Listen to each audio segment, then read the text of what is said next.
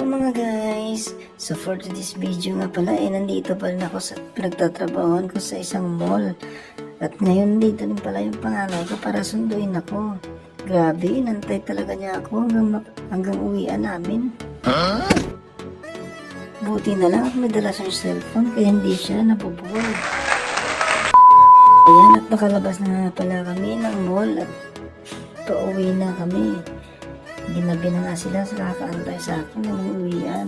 Yung bunso ko nga palang anak kanina pa nagrereklamo, gutom na siya. Ayun na, kaya dali-dali silang dalawa. Yung isa ginawa pa talagang tulay, yung drainage. What? Ewan ko anong tip nito, nagpaiwan pa tsaka magpa-cute. Yung isa naman, bigla na lang nag-overtake tsaka magpapa-cute din. Nagpapapansin na yata may pasayaw-sayaw pa nalalaman Ayun, at nakatawid na nga kami ng kalsada. Patawid na rin kami sa isang pang mall. Malapit namin rating sa entrance ng kabilang mall. Dali-dali nga pala yung panganay ko dyan kasi excited na makita yung nasa loob ng mall. What? Hindi ko nga alam kung anong iniisip niya. May pahawak-hawak pa sa kanyang bewang.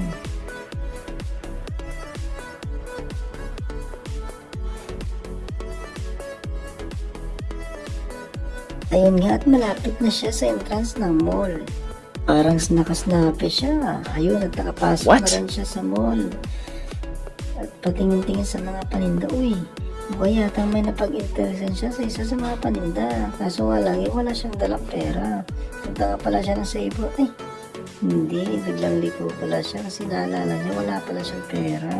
Diretso na lang daw siya sa exit ng mall. What?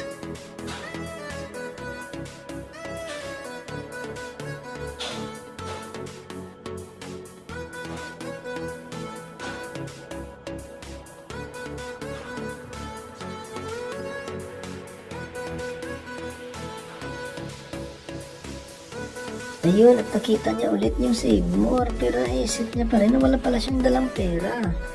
Oh my God! Malapit na siya sa exit ng mall.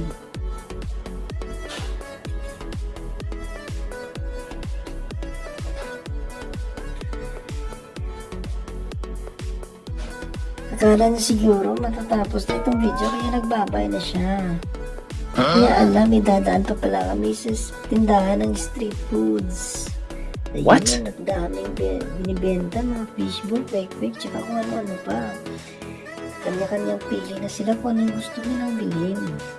Sabi nung isa, fishball sila dalawa. Pero bigla na lang nagbago yung